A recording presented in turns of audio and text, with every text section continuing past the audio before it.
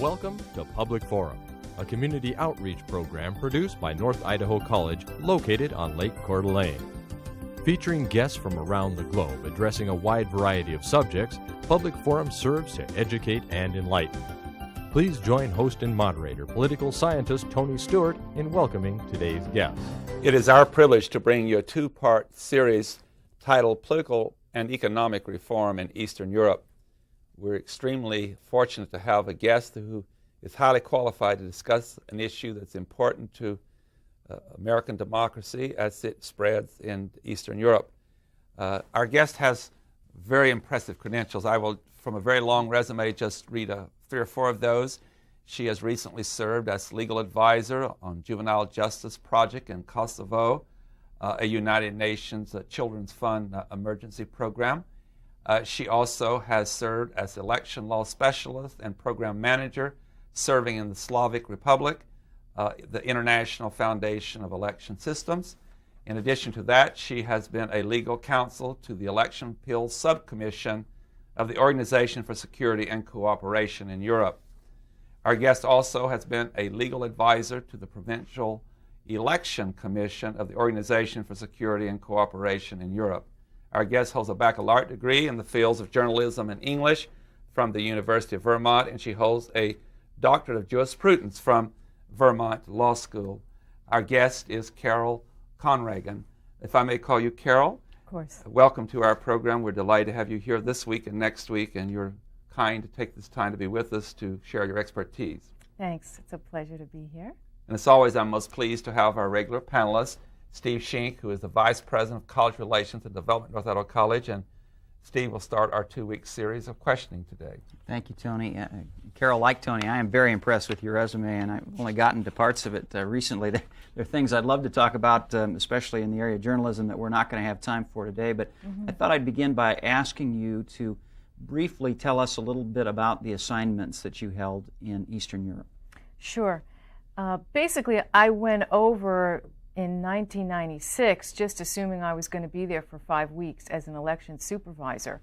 This was right after the Bosnian War had basically settled with the Dayton Peace Agreement, and they were having their first quote-unquote democratic elections. So I left the law firm where I was working in Washington, D.C., doing Indian law, just on this break to say, hey, I get to go do these elections, and do you mind if I go? And the lawyers there were great, and they said, go ahead.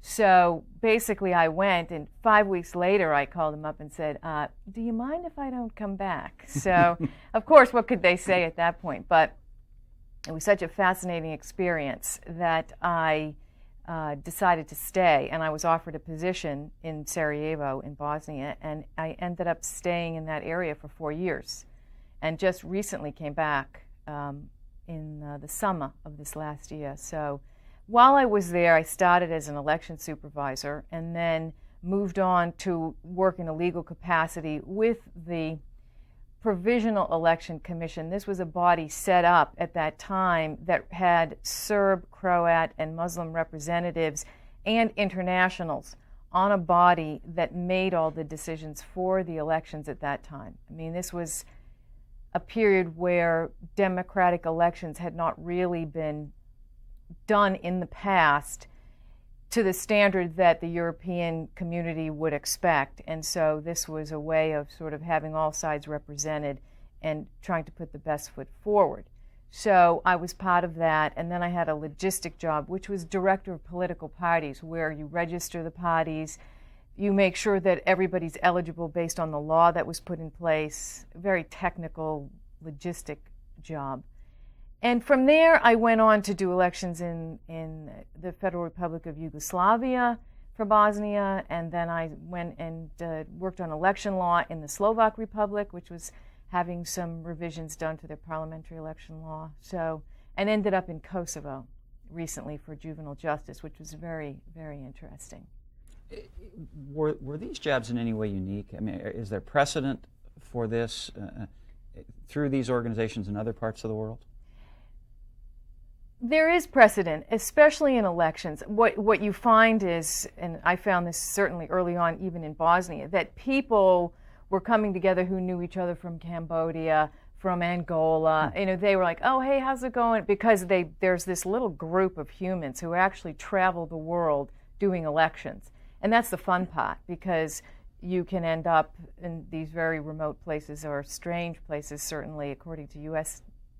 custom, and then find old buddies. And then it's really fun. I mean, that's the trouble with coming back to real life in the United States for me, is that I miss the intensity of being out there and running into friends and hearing what's going on. And even now I still email everybody, and there's a certain sort of pang to go back.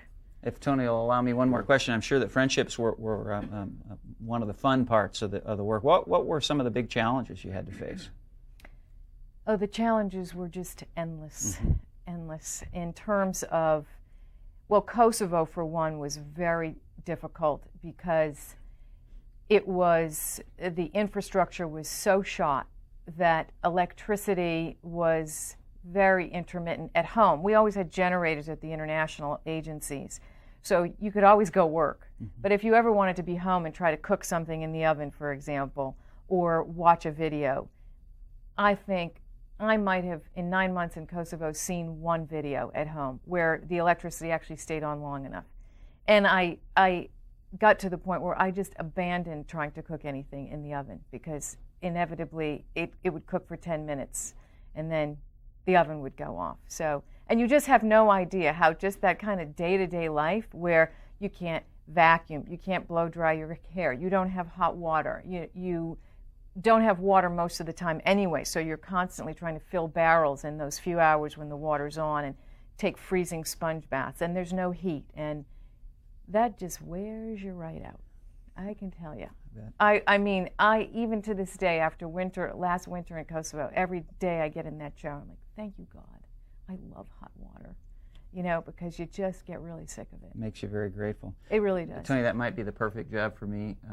I rarely vacuum. I don't really need to cook much, and I never blow dry my hair. There you go. You wouldn't have any problems at all then. Yeah, you certainly wouldn't have any problem with blow drying your hair. Thank you very much. As I listened to this wonderful dialogue between the two of you, and you're talking about how exciting it was, and I heard the final details, I was wondering about what excitement meant as a definition. Yeah. But in all seriousness, so many of our viewers have heard so much about what's happened in Eastern Europe with the collapse of the communist bloc, the collapse of the Soviet Union. And certainly I have known a number of people like yourself who spend a lot of time in Eastern Europe helping with the development of a new system.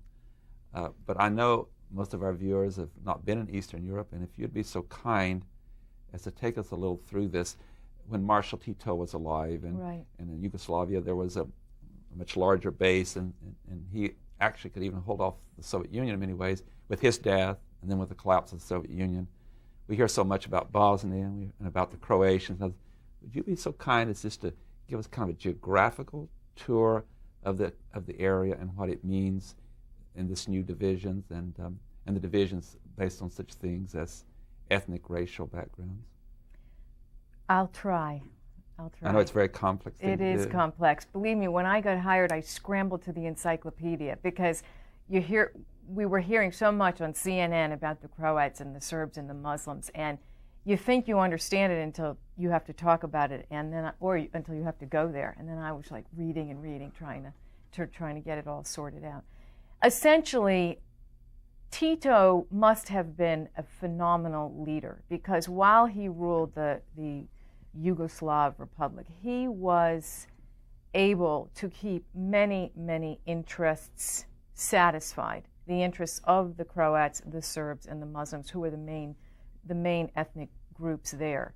And it was a very fine balance, because you've had Serbia and you've had Milosevic in the picture for quite a long time, really wanting the greater Serbia. And he wanted to march from Belgrade basically through Bosnia to the coast of Croatia and take over that whole area. And this is what I think eventually led to the fall of the whole of Yugoslavia.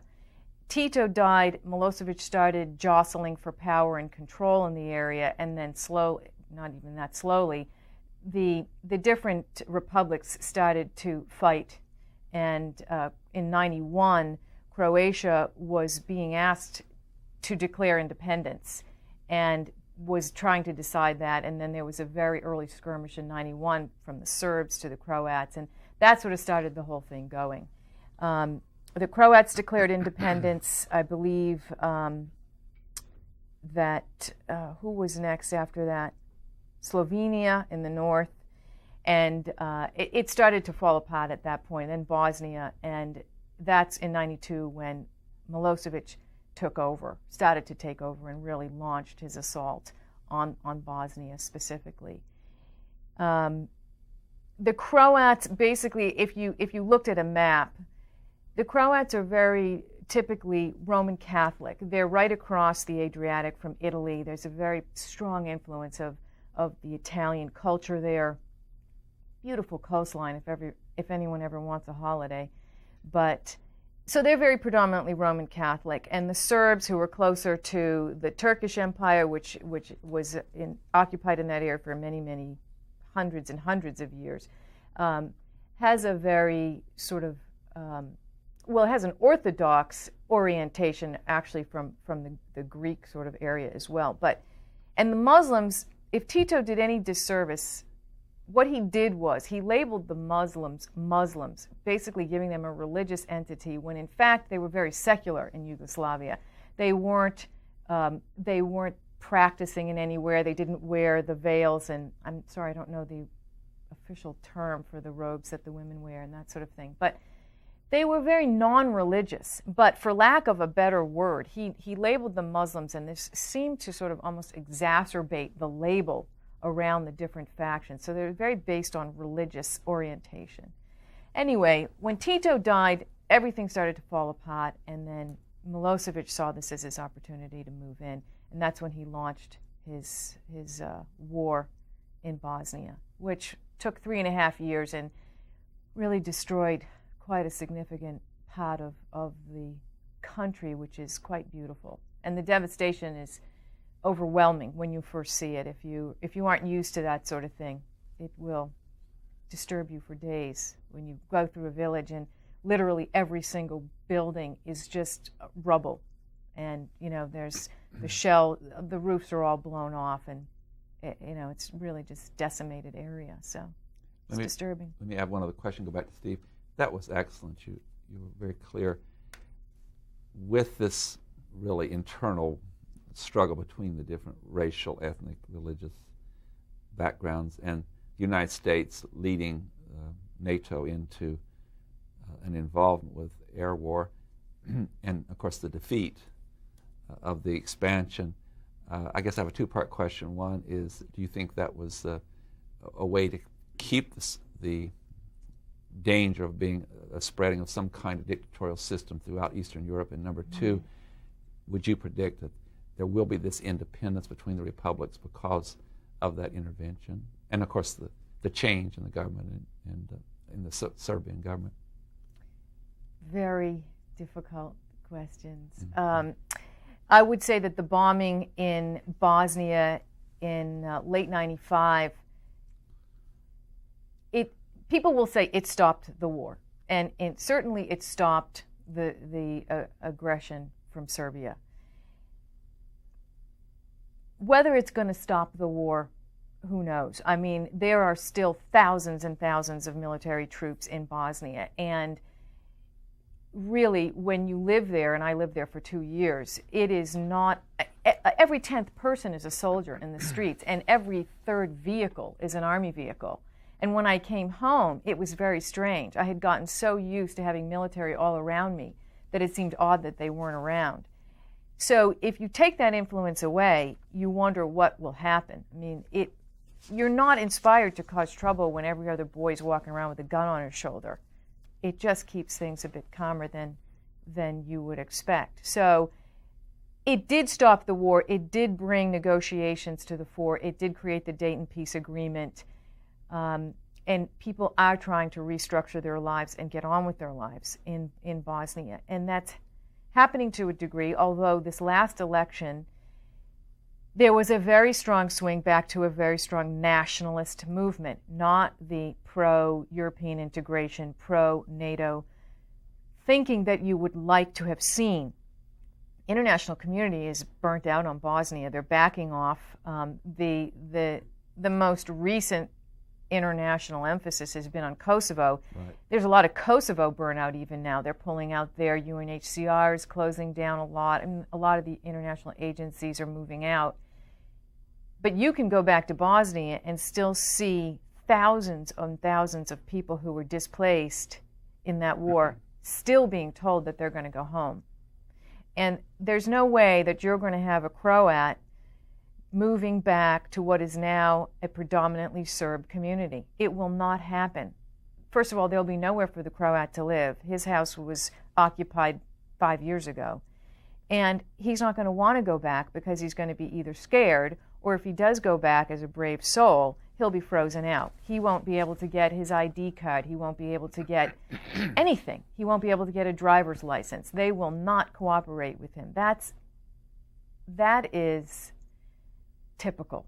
Now, there's exceptional communities in there where they're really trying to have sort of joint police forces and joint governments, and there's a few model communities in Bosnia that are working, but it's under very, very constant sort of, I want to say intervention, but we'll say cooperation with an international community that's there every day saying, how are we doing, what's going on, and working very cooperatively together. But I would say that's the exception, those communities. The most recent intervention, the military intervention, and the issue of Kosovo and the bombing in Serbia, didn't that military intervention become the real reason why there was a change in the government and probably prevented the spread of what some would call an attempt at a totalitarian system? This is such a complicated issue. When they were bombing Kosovo, I was beside myself. I thought it was premature. You saw that mass exodus of thousands and thousands and thousands of ethnic Albanians into Macedonia.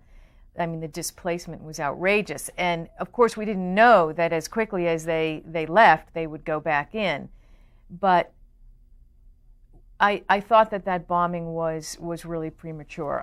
I didn't think that they allowed negotiations to go far enough with Milosevic. It seemed to me that there was some kind of agreements at a very high level where they were basically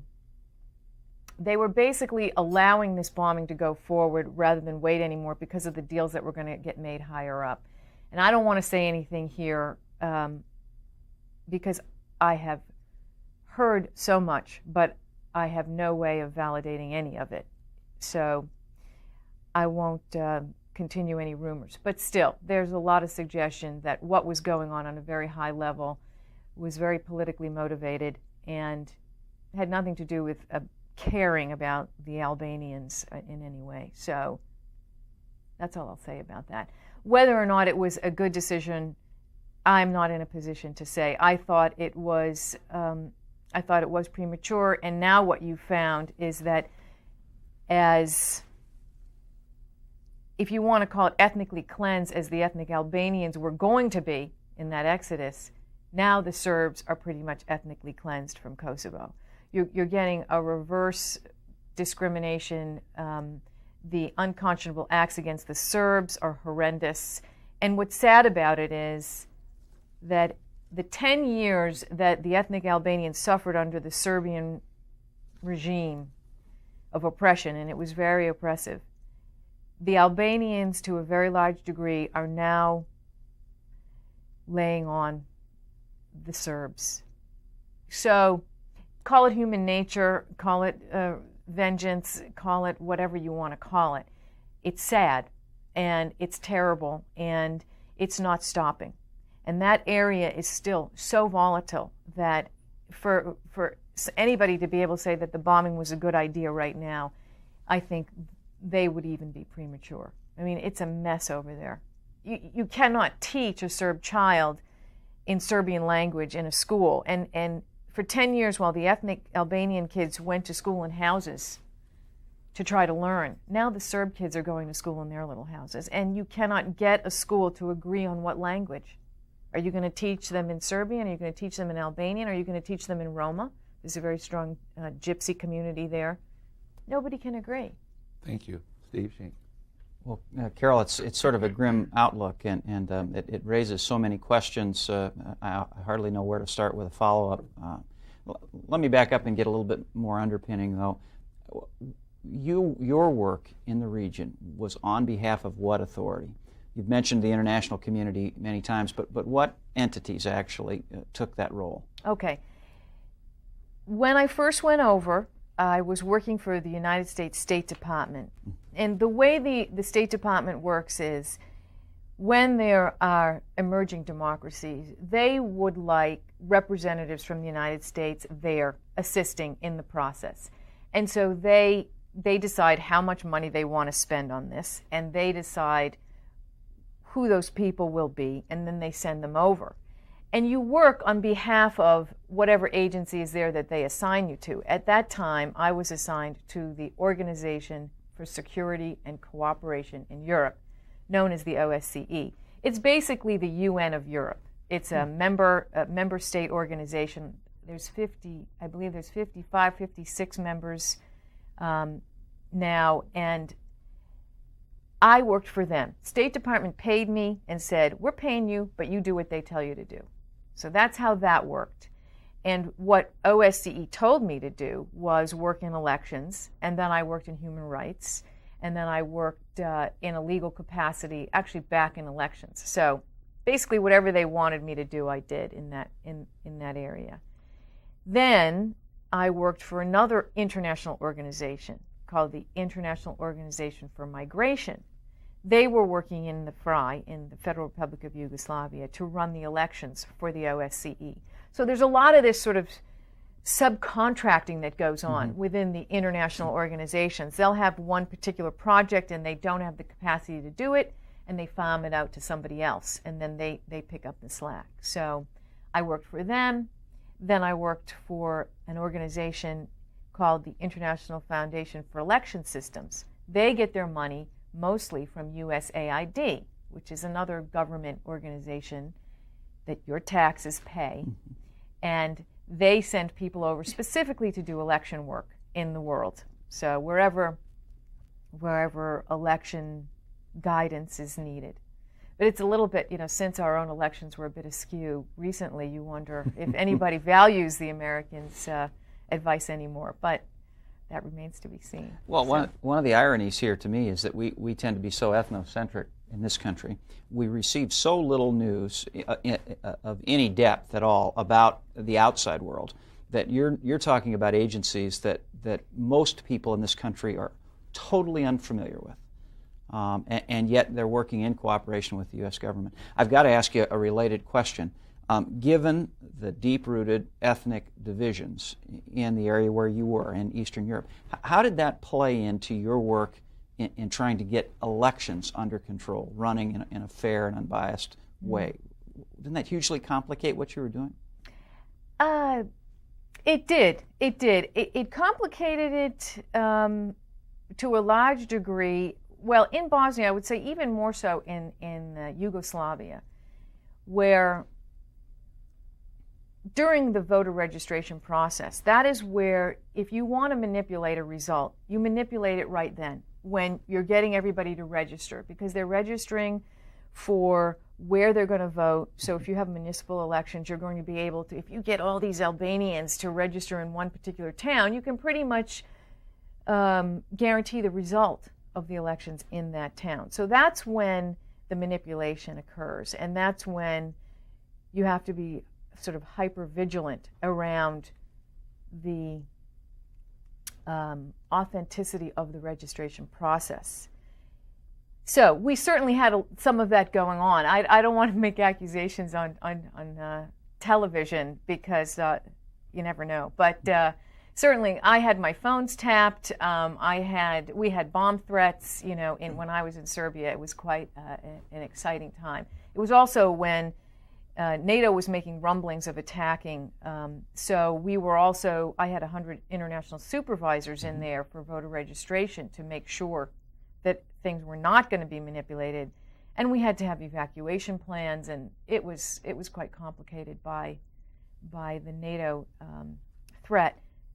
But there is quite an effort to double vote, to double register, to register incorrectly without the right IDs. There's like many false documents that come forward. Someone will say, well, this parking ticket, this shows that I live in, you're like, oh, right, okay, that's not a legal document according to our standards. But also, too, you have to remember that a lot of people are displaced, their things were burned, they don't have anything that they had before. So you're dealing with every possible extreme. But you do get to the point where, I had one man come in and say he wanted to take someone off the candidate list because he died. And I was so callous at that point. I was like, you're right. Okay, could you please show me the death certificate? Because frankly, I had so many excuses for so many things. I didn't believe anybody anymore. And the poor man looked absolutely appalled at me. Like, how could you think I would lie about this? But we saw a lot of very creative manipulation, I would say. Tony, I'm watching the studio clock. Do I have time for a quick? You've mentioned security a couple of times, and we've got maybe a minute left at most. Who provided it for you, and did you feel personally, you talked about threats, in danger during your work there? Oh. All the soldiers on the street that you mentioned, were those NATO troops? Yes. Yeah, NATO troops. In Bosnia, there were a few times we would get nervous because international cars would be blown up. Occasionally you'd hear an explosion.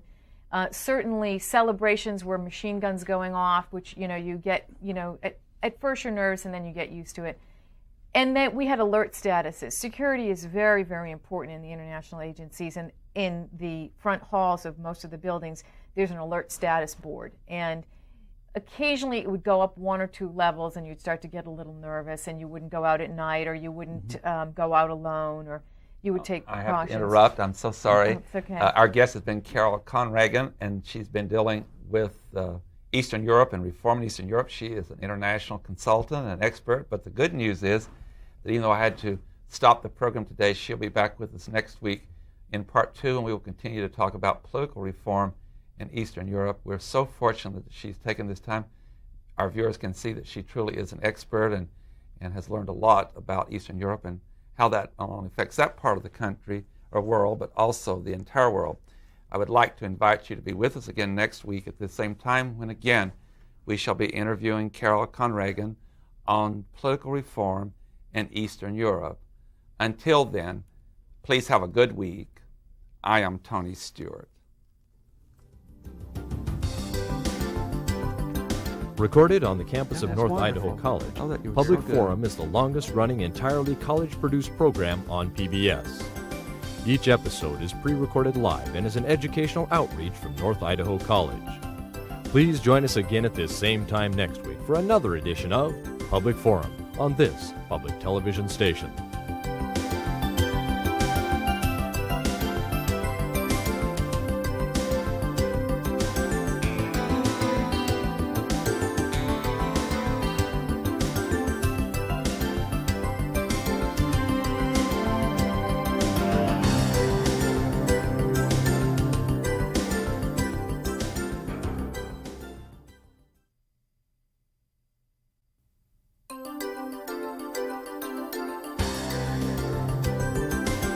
Welcome to Public Forum, a community outreach program produced by North Idaho College located on Lake Coeur d'Alene. Featuring guests from around the globe addressing a wide variety of subjects, Public Forum serves to educate and enlighten. Please join host and moderator, political scientist Tony Stewart, in welcoming today's guest. Welcome back to part 2 of our 2-week series addressing political reform in Eastern Europe. For the viewers who were with us last week, I'm sure you were very, very impressed with our guest, who is Carol Conragen. She is back again this week to discuss a really fascinating part of the world and the important part of political development at this time. Our guest was a legal advisor of the Juvenile Justice Project in Kosovo on behalf of the United Nations Children's Fund, and she also served as election law specialist and program manager for the International Foundation for Election Systems in the Slavic Republic. Her resume goes on to include many other things, including legal counsel to the Election Appeals Subcommittee of the Organization for Security and Cooperation in Europe. Our guest also was legal advisor to the Provincial Election Commission of the Organization for Security and Cooperation in Europe. I've only listed a few of her credentials and her work in Eastern Europe. Our guest holds a baccalaureate degree in journalism and English from the University of Vermont, and she holds a Doctor of Jurisprudence from Vermont Law School. Carol, welcome back. I enjoyed so much last week, and I know our panelists did too, and we look forward to part 2. Thanks. And I'm always so pleased to have our regular panelist, Steve Schenck, who is the Vice President of College Relations and Development at North Idaho College, and Steve Schenck will pick up our conversation from last week. Thank you, Tony. Carol, welcome back. I thoroughly enjoyed the discussion last week, and I thought I might jump right to one of those huge questions that you probably have absolutely no way of answering, but I'll try it anyway. Was U.S. intervention in the region successful? I mean, as you compare the issues, and there are obviously very real issues that have existed there for centuries, but the threat that existed at about the time that the U.S. became involved with the conditions today, in your view, was the decision that was made the right one, and are we better off now than we were before? Are you talking about Kosovo or Bosnia? Why don't you cover the landscape for us? I know they're a number of years apart, but obviously somewhat interrelated. Right. And you're talking about U.S. intervention. Both U.S. and NATO. Yeah. And correct me anywhere where I go wrong. One event I think had broad NATO sanction, and the other created quite a bit of controversy among NATO allies. Right.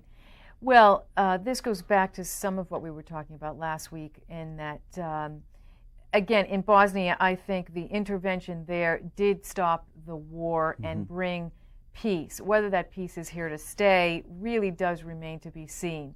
A peace where you have a military occupying a territory and very visible is a questionable peace. It's when that military leaves and people continue to get along that you can say, yes, it was successful. Bosnia, where the bombing stopped in 95, it's 2001, the military are still there, although they are standing on their own 2 feet, as it seems now, and while a nationalist government appears to be in place at the moment, the military are still there, so it's still too soon to tell. As for Kosovo, I would say it's very difficult to tell right now. In terms of a peace, yes, the Albanians have gone back, but most of the Serbs have left.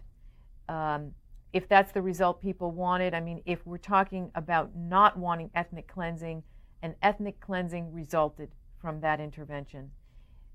Whether there was more time to be had to negotiate, I think so, but that option wasn't chosen. And now the result is an area that's predominantly ethnic Albanian and a Serb population that is frightened and very compromised. If you call that successful, I guess it was. I don't think so. I think that they could have waited and had more negotiations and allowed people who've been cooperating and living together to continue to live together and find some sort of other means of stopping the aggression that was going on. I'm curious to hear your thoughts on another issue, again related. To a certain extent, what was the result of the situation in Kosovo was that minorities were sort of relocated. And I wondered how much that may have destabilized a larger area. My experience is so limited, but I was in Macedonia not long ago, and that is, I think, one of the few countries there that was somewhat willingly accepting refugees. And yet the same divisions between Serbs and ethnic Albanians and the Roma population that you mentioned in the last show exist in Macedonia as well. Is that, I mean, have we sown the seeds of an even larger problem? Probably, in that the lines of division now are even more deeply etched, and that you are not going to see, I don't think, cooperation in the same way that you might have seen before the bombing, before the aggression escalated in Kosovo. Of course, the Albanians there were occupied by the Serbs for about 10 years, so this has been going a long time, but it was so I won't say that it was subtle, because if you were an ethnic Albanian living there, it was not subtle at all. But to the international community, there wasn't this sort of outright aggression that we started to see in '98, which is then what started to bring it into the public fore on a global level. And that's what started the discussions and the even more escalated aggression by the Serbs in Kosovo. So it exacerbated the situation. But now, as you've said, even the Macedonians, I mean, when that exodus of ethnic Albanians went into Macedonia, there was quite an upset, because the resources in Macedonia, as you know, are limited to a degree. They are still struggling as an emerging democracy themselves to get on their feet economically. It's not easy, because the infrastructure from going from a former Soviet communist country into a supposed independent democratic country is very difficult. That transition is never made easily from what we've seen. I mean, Romania, 11 years later, is still incredibly frustrated economically. Income, the wage is not livable to a very large degree. People are really suffering. It's difficult to privatize when all of your government buildings and enterprises are suddenly supposed to be independent when there's no money. And what's happened to a large degree is that those former communist leaders basically bought the private enterprises. They brought the enterprises and now they own them. But what's different? What's really different? Not much. And the mentality that's needed to create enterprise is lacking to a large degree. It requires a lot of independent thinking, creative thinking, building the better mousetrap when people are frightened to even assert a new idea.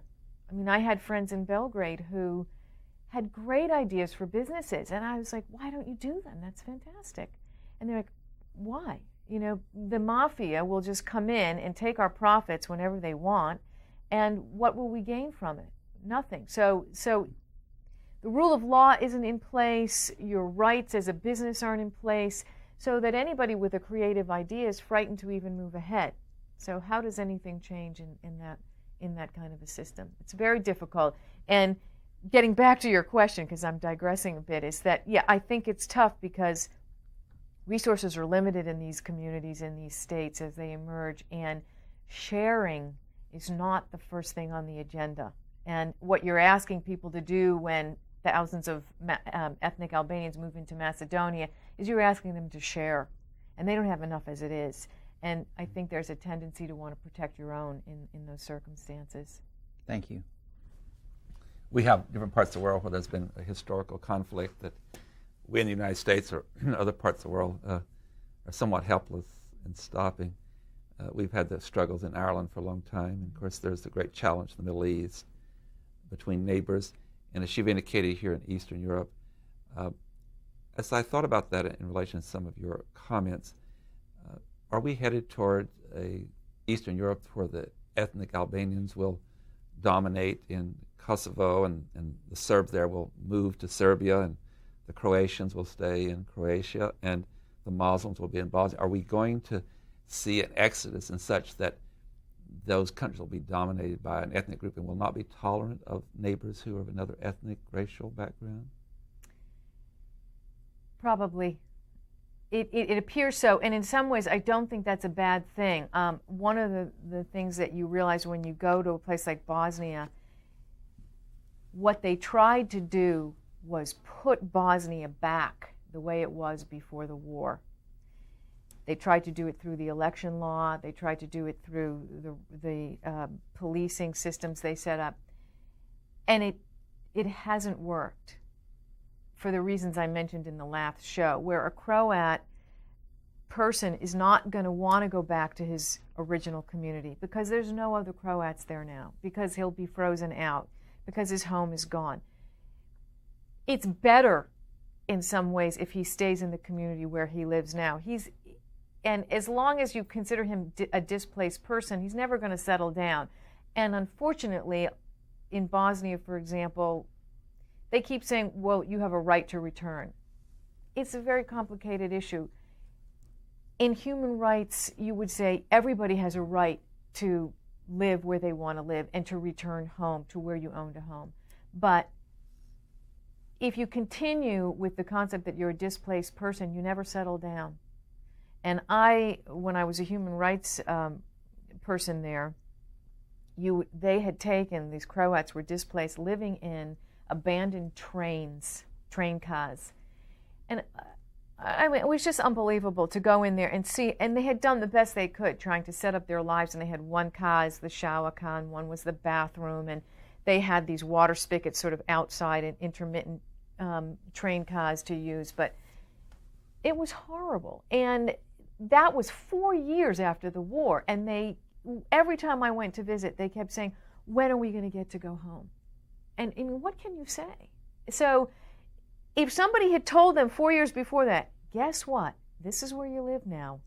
Maybe they would have planted some flowers, tried to find a house nearby, but they keep holding on to this hope that they're going back to somewhere when they're better off to stop that and say, guess what? This is where I live, and this is where I'm going to make my life and my family, and we're going to do best.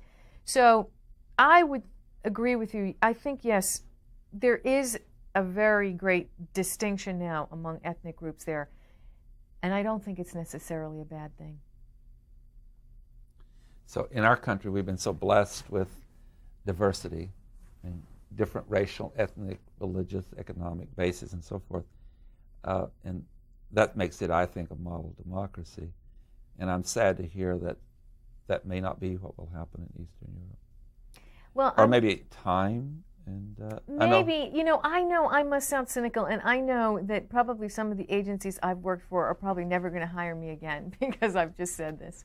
But because, of course, you have a standard that you hold out. And when I studied human rights law in school, which is why I went to law school, I was so idealistic. And yes, human rights and right to dignity and self-determination. And I still believe that. But when you go to a place where people's lives have been completely destroyed and their children have been slaughtered before their eyes, and you ask them to tolerate the person whose father did that to your children, you're asking too much. And maybe you're right, Tony. Maybe in 10 years after people heal and go on with their lives a little, there's a forgiveness and there's a tolerance that comes into play. But these communities weren't built on the backbone of ethnic diversity the way the United States was. I mean, just go to Ellis Island and take the tour and look at the wonderful mix of people that came here with a dream of a better life and with the neighbors of every ethnicity. I mean, it was fantastic. And so this country was born of tolerance. And you go to a place like Bosnia, and there's never been that. I mean, it's just been a series of who occupies us now. I mean, for thousands of years. So expecting tolerance, sure, I'd like to believe that. I really would. And when you talk to the individuals, a lot of them are amazing in their forgiveness and their willingness to get over it and get on with things. I mean, I really was humbled time and time and time again by people I befriended there who would say, one woman friend who said a bullet came through her living room window, went through the neck of her father, and he fell dead in front of her 2-year-old. And this was a woman who had forgiveness. This was a woman who wanted to get along with everybody, the Serbs and the Croats. And when you hear that, you're moved at the capacity of people to forgive and get on with their lives. And maybe it's not the masses that are the problem. Maybe it's the governments who have a very vested interest in maintaining a nationalist sentiment where they keep their power bases strong in that way. And they they fuel an ethnic intolerance for their own gain. And if you can stop them, then maybe the people would get on with their lives and would want to live together more peaceably. But I'm a bit skeptical now that I've lived there for 4 years. Thank you. Steve Sheen. Carol, I'm curious, and maybe there isn't a single right answer to this question either, but I thought I heard in my trip to Macedonia that Albanians are not uniformly Muslim, nor are Serbians uniformly Christian. Is this more of a, are the divisions drawn along religious lines primarily or along cultural lines? I would say that the divisions are drawn along religious lines, and it's complicated by the fact that Tito labeled the Bosnians, for example, as Muslims, and again, that sort of complicated the issue and made it religious. Perhaps you could say it's cultural more, but when you say, oh well, there are Serbs who are Muslims and there are Croats who are Muslim or Orthodox, that's true. But typically they're the minority, very typically. So I would say things still boil down to a religious delineation. I got a strong sense, again, in my brief visit, that the people there are very family-oriented, that the links are close. It's often still common, again, limited experience here, but for multiple generations of families to live and work together. Doesn't that complicate this whole process of trying to re-engineer the face of Eastern Europe, to move whole populations and families from one area to another area to avoid the violence and the bloodshed? How does that play? Well, I don't think you're moving families. I mean, right now we have a sort of imposed peace, so people are pretty much staying put. I mean, the movement has already occurred, and families will typically move together in those times when it's a time of crisis. The complication in what you're suggesting is really more in that in Yugoslavia, families were intermarried for years. I mean, Serbs had a Serb man married a Croat woman, had a Muslim uncle. I mean, there was not, when people were living peaceably in Yugoslavia under Tito for 40 some odd years, there was an incredible intermarriage, and there was a real tolerance of each other in that way. So that's the complication now, where a dear woman friend of mine in Bosnia has relatives in Belgrade that she can't visit. And they're her husband's family, and she can't go there. So there's a lot of that, where that most of the people now within the different states within Yugoslavia don't have visas to go to the other respective states now where they have family, or like I said, where they own a vacation home, or where they've been going for years to ski, whatever it is, that history and the tradition around families and holidays and visiting is very, very, it's limited. Nobody can experience the way they used to. I've got to get back a little bit to the question the two of you were discussing before I moved us in a different direction. You talk about the differences between American democracy and what's going on there, and I have to believe that part of the miracle that happened here was allowed to happen because of the space that was here. Now that's a wonderful thing from one perspective, a terrible tragedy if you're Native American or Mexican American. But the truth was we could welcome people from many, many different cultures and backgrounds because there was all this westward expansion. Again, drawing on limited experience, what I saw of Macedonia was a very rugged country, mountainous, beautiful, but smaller areas that could be cultivated and where people could live. I don't get the sense that region has the ability to resettle large groups of people or the opportunity to spread out and allow some of the tensions to die down. They haven't already in centuries, in millennia, actually. What are your thoughts on that? Is it a very different, more difficult task they're facing there than we did? I don't think it's a space issue in that there isn't area to expand to, because if you drive through that region, and I've driven all over it, there's a lot of area that's not developed. I think it's more of an economic issue, is that they don't have the funds to develop the community if it's out too far. There's no industry there. I mean, you can even drive out to some remote areas in Idaho, for example, and you can see, dang, how do these people make a living?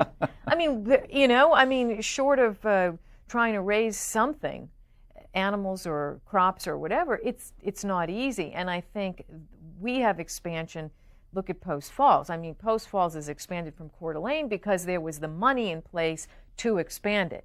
And now maybe they've overbuilt in Post Falls, and there's a bit of a problem there. But still, it's more of, I think, an economic issue that prevents a lot of this. And because under the communist power there was not a lot of spare change, and now in these transitions there's not a lot of spare change, the limitation in developing or spreading out is more financial. Thank you. Something that intrigues me from comments you made earlier, prior to Marshal Tito, there was the issue said going back for centuries, this ethnic strife, and with his death it sure again, although he was certainly not a leader of democracy, he was a communist with an iron hand. But how was he able, for that 40-year period or so, to keep down, how could he do that, even though he had a strong military and he used tactics that would certainly not be democratic in nature, whereas others that attempt to do that since him with also an iron hand did not succeed? It's a really good question, and I've done a little reading on Tito, and I'm afraid not as much as I would like.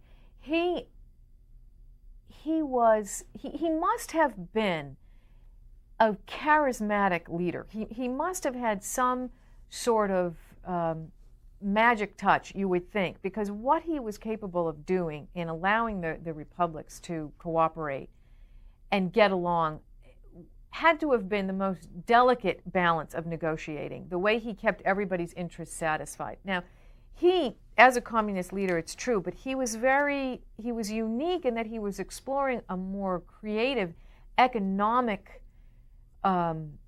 system that in Yugoslavia, the different republics were allowed to sort of share, people were allowed to share in the profits more, the way he had the factories managed. There was more of a creative economic system in place which allowed a greater prosperity among the different Yugoslav republics. And the ability to travel was quite great. There wasn't a significant restriction, so that if you were in Belgrade and you wanted to go to Croatia or Slovenia for that matter, you could, which is why people have such fond memories of enjoying the entire area.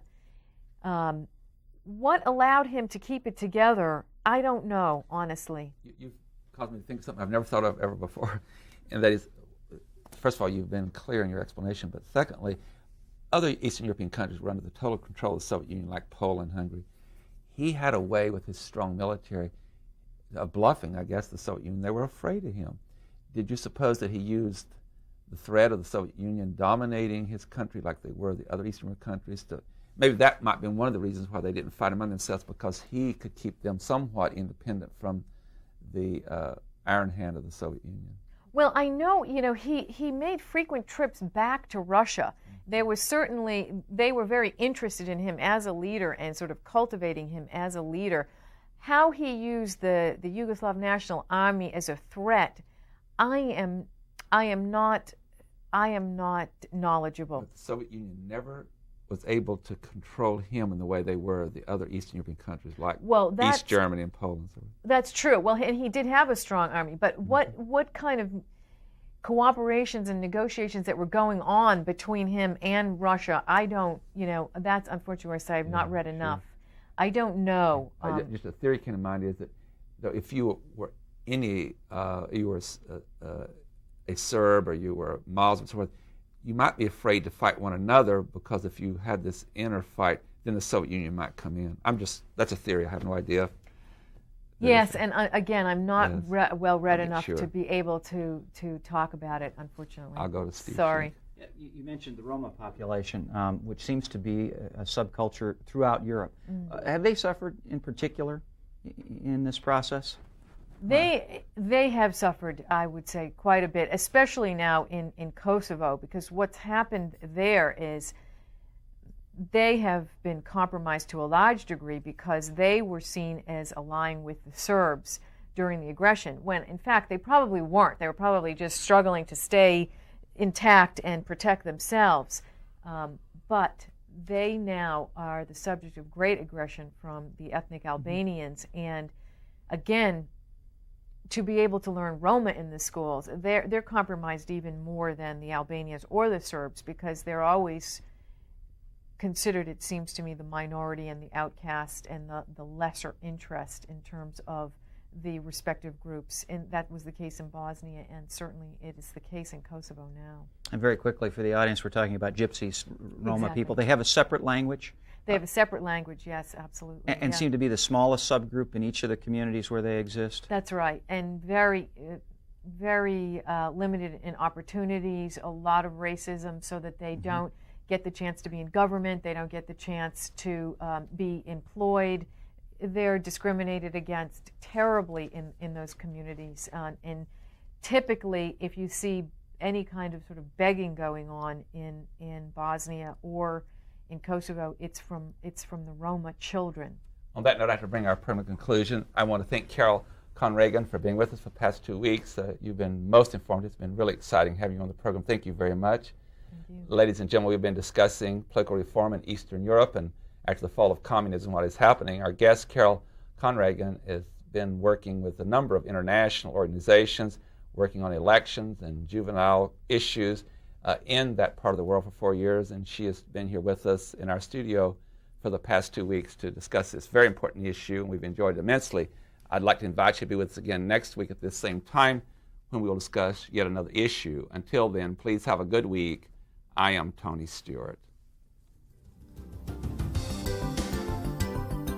Recorded on the campus of North Idaho College, Public Forum is the longest-running entirely college-produced program on PBS. Each episode is pre-recorded live and is an educational outreach from North Idaho College. Please join us again at this same time next week for another edition of Public Forum on this public television station.